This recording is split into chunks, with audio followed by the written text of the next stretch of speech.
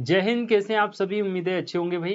स्वागत है आप सभी का क्लास 10 की सेकेंड वीडियो में। और आज की इस वीडियो में बच्चों हम प्रश्नावली 1.2 को कंप्लीट करने वाले हैं। इससे पहले फर्स्ट वीडियो में हमने इसको प्रश्नावली 1.1 का बेसिक कंसेप्ट आपको समझाया था और उसके सभी क्वेश्चन भी हमने कर लिए थे। ठीक है, उसका लिंक वीडियो के डिस्क्रिप्शन में आपको दे दिया जाएगा।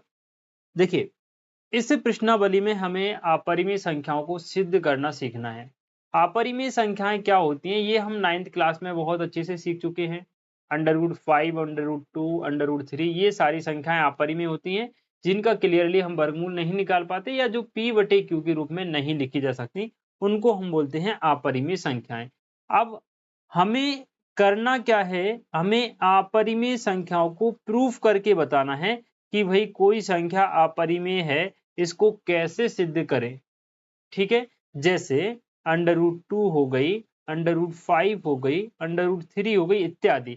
एक सवाल में बताऊंगा, एक के आधार पर आप किसी भी संख्या को उसी पैटर्न पर अपरिमेय प्रूव कर सकते हैं। ठीक है, दो तीन छोटी छोटी चीजें मैं आपको बताऊंगा जिनका यूज हम सवाल करते समय करेंगे, तो वो आप अभी समझ लेंगे ना, तो सवाल के बीच में आपको कंफ्यूजन नहीं होगा। पहली चीज ये कि भाई कोई भी परिमेय संख्या जो है उसको हम p/q के रूप में लिखते हैं। परिमेय की बात कर रहा हूं, जहां पे q का मान कभी भी 0 नहीं होता और जो p और q संख्या हम लेते हैं वो सह अभाज्य होती हैं। अब ये सह अभाज्य क्या होती है भाई?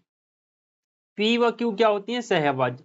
सह अभाज्य का मतलब होता है ऐसी संख्याएं जिनमें किसी अन्य संख्या का भाग ना जाए। जैसे मैं कहूं 3,5, ये क्या है भाई? सह अभाज्य है। 2,3, 2,3 भी क्या है? अभाज्य, सह अभाज्य है। अगर मैं आपसे कहूं 2,6, तो ये सह अभाज्य नहीं है, क्योंकि 2 में भी 2 का भाग जाएगा और 6 में भी 2 का भाग जाएगा। लेकिन 2 में और 3 में किसी भी संख्या का भाग नहीं जाएगा, एक को छोड़ करके। एक को काउंट नहीं करना है भाई। ठीक है, तो सह अभाज्य का और भाज्य का मतलब समझ में आया। तो p और q क्या होनी चाहिए? सह अभाज्य। मतलब कोई संख्या ऐसी नहीं होनी चाहिए जिसका भाग p में भी चला जाए और q में भी चला जाए। अगर ऐसा हो रहा है तो फिर वो परिमेय संख्या नहीं होगी, वो अपरिमेय हो जाएगी। ठीक है भाई, ये छोटी मोटी चीजें हमने समझी। एक छोटी सी चीज और, जैसे मान लीजिए कोई संख्या है, मान लो 4, और 4 का वर्ग कितना है भाई? 16। ये संख्या है, ये इसका वर्ग है। अब 16 में अगर हम 2 का भाग देंगे तो चला जाएगा। अगर किसी संख्या के वर्ग में किसी संख्या का भाग जा रहा है तो उस संख्या में भी उस संख्या का भाग जाएगा। इसके कहने का मतलब, जैसे 16 4 का वर्ग है, 16 में 2 का भाग जा रहा है तो 4 में भी 2 का भाग जाएगा ही जाएगा। ये दो तीन चीजें जो कि हमें आगे काम में आएंगे, इनको आप समझ लीजिएगा। ठीक है, अब हम चलते हैं प्रश्नावली 1.2 पर और करते हैं एक एक प्रश्न को सीरियलिटी से। सिद्ध कीजिए कि √5 एक अपरिमेय संख्या है। बहुत सिंपल सा क्वेश्चन भाई।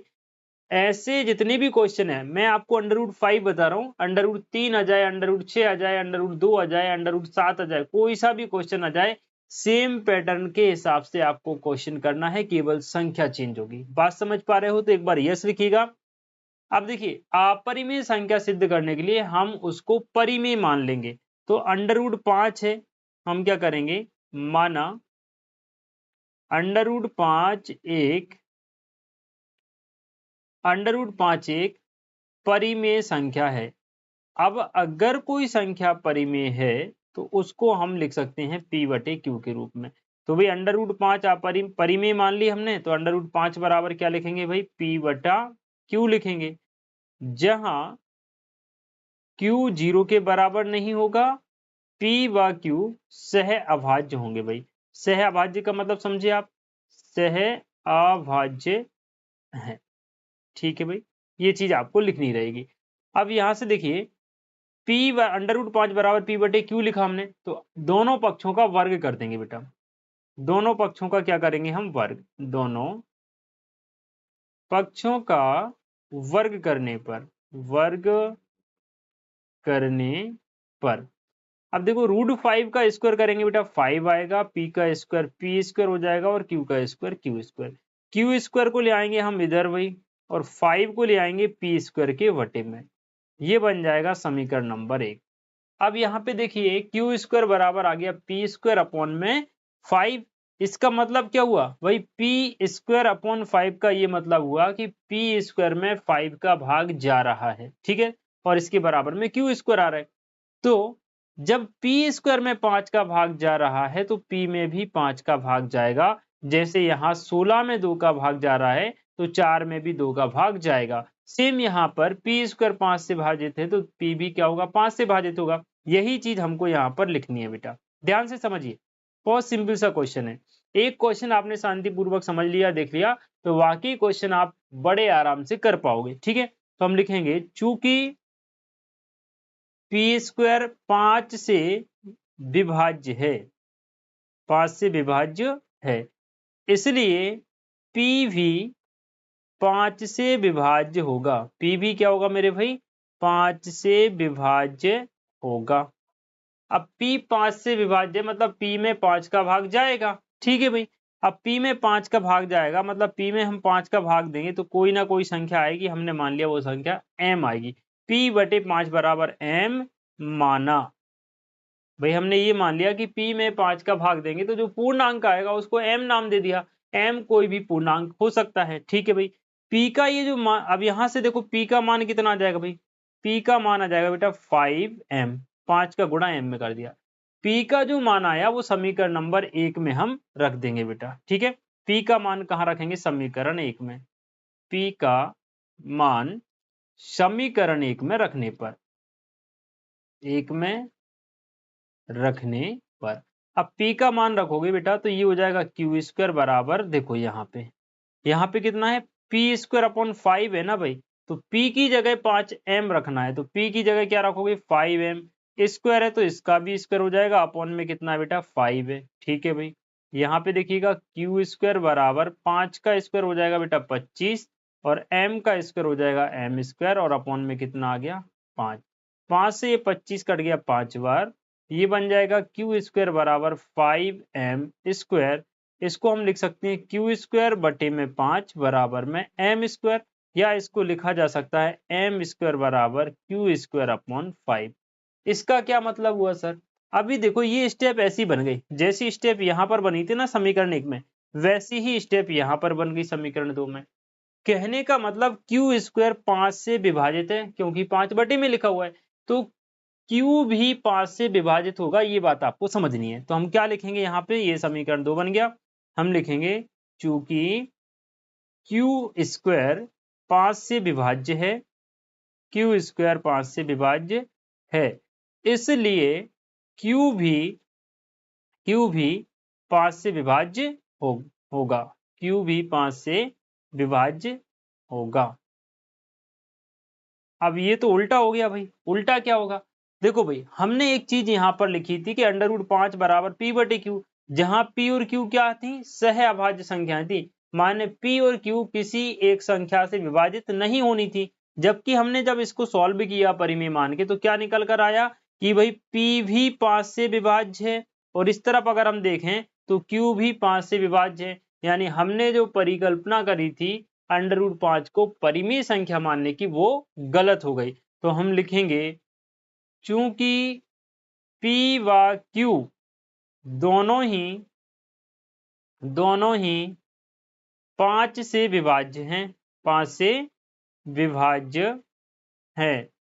ठीक है, जो कि विरोधाभास है। किस चीज का विरोधाभास है भाई, जो हमने परिमेय संख्या मानी थी ना बेटा, उसका विरोधाभास है, विरोधाभास है।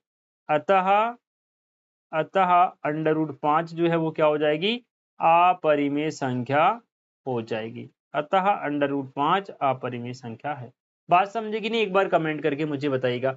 सेम ऐसे ही आपको सारे क्वेश्चन करने हैं, √5 की जगह √3 आ जाए, √2 आ जाए, √7 आ जाए, √6 आ जाए, कोई सी भी संख्या आ जाए, सेम क्वेश्चन आपको करना है भाई। ठीक है, क्लियर। अब हम देखते हैं इसका सेकेंड क्वेश्चन जो कि आपके सामने है और बहुत शानदार क्वेश्चन है। देखिएगा, सिद्ध कीजिए कि 3 + 2 √5 एक अपरिमेय संख्या है। जितनी भी क्वेश्चन अपरिमेय संख्या सिद्ध करने के लिए आएंगे सबको आपको परिमेय मान के चलना है मेरे भाई। बात समझ पा रहे हो मेरी, एक बार कमेंट में यस लिखिएगा। और क्लास अगर आपकी हमारी अच्छी लगती है, हमसे पढ़ना आपको अच्छा लगता है, हमारा पढ़ना आपको बेहतर तरीके से समझ में आता है, तो इस वीडियो को अपने बाकी दोस्तों तक भी शेयर कीजिएगा। ठीक है, और लाइक करके हमारा मनोबल भी बढ़ाइएगा भाई। ठीक है, देखिए हमने माना यह एक परिमेय संख्या है, माना 3 + 2√5 एक परिमेय संख्या है।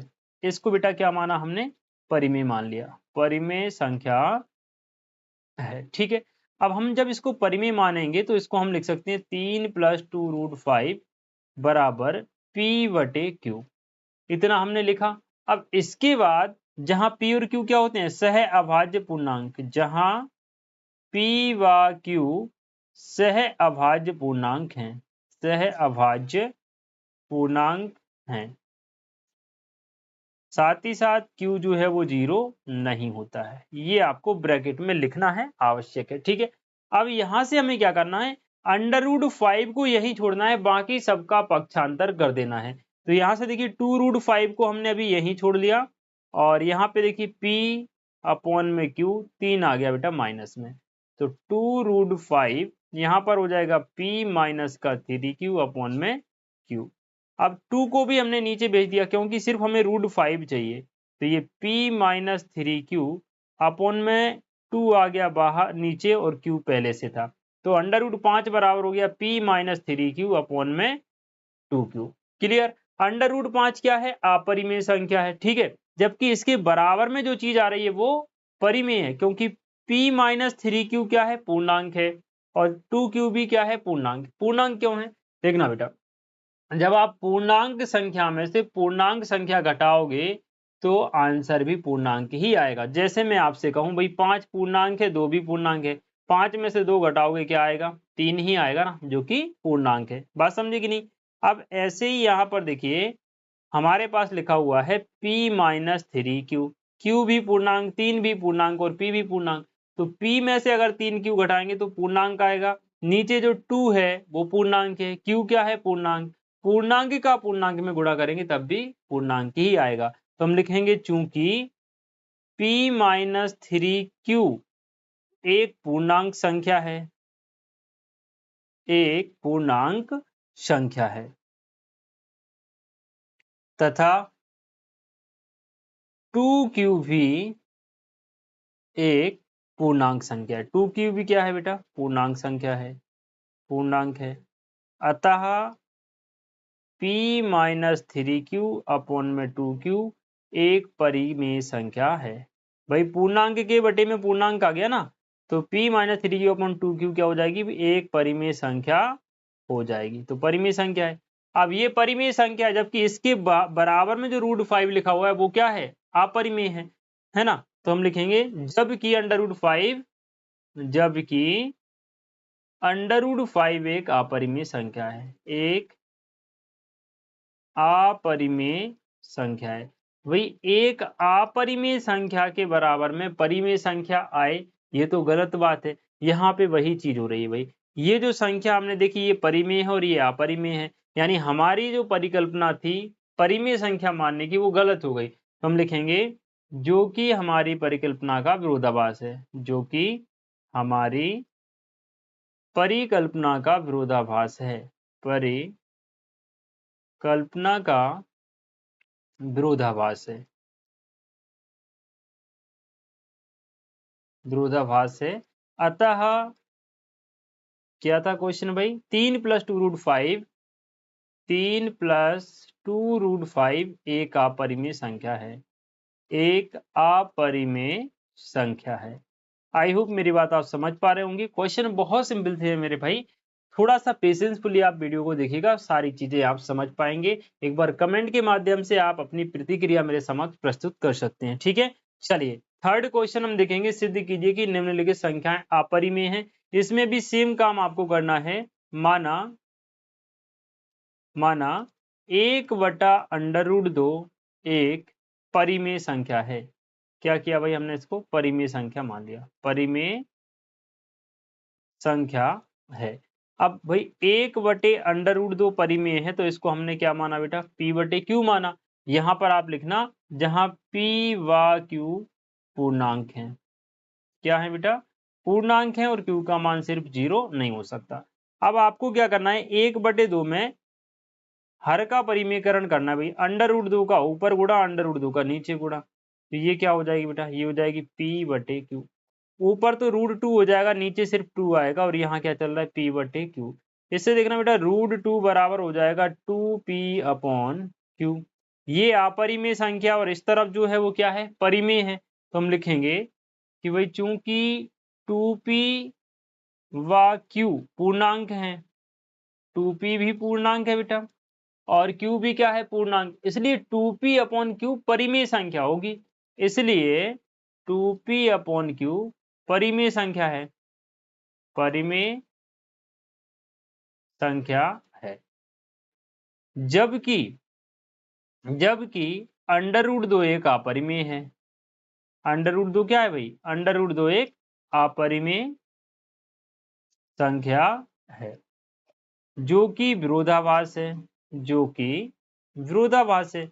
विरोधाभास क्यों है मेरे भाई, विरोधाभास है। विरोधाभास इसलिए क्योंकि √2 अपरिमेय है और इसके बराबर में जो आ रही है 2P/Q वो परिमेय है।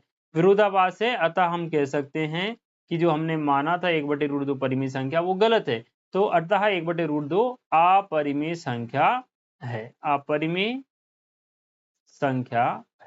क्लियर हुआ बेटा? ये हो गया आपका थर्ड क्वेश्चन और थर्ड का फर्स्ट वाला पार्ट। अब थर्ड में सेकंड पार्ट और मैं आपको करवा रहा हूँ और थर्ड का जो थर्ड पार्ट है वो आपको होमवर्क में दे रहा हूँ, वो आप खुद करेंगे, है ना, सेम टू सेम। अब ये थर्ड वाला देख लो मेरे भाई, थर्ड वाले में भी इसको क्या करना है, 7√5 इसको परिमेय मान लो। माना 7√5 एक परिमेय संख्या है, परिमेय संख्या है।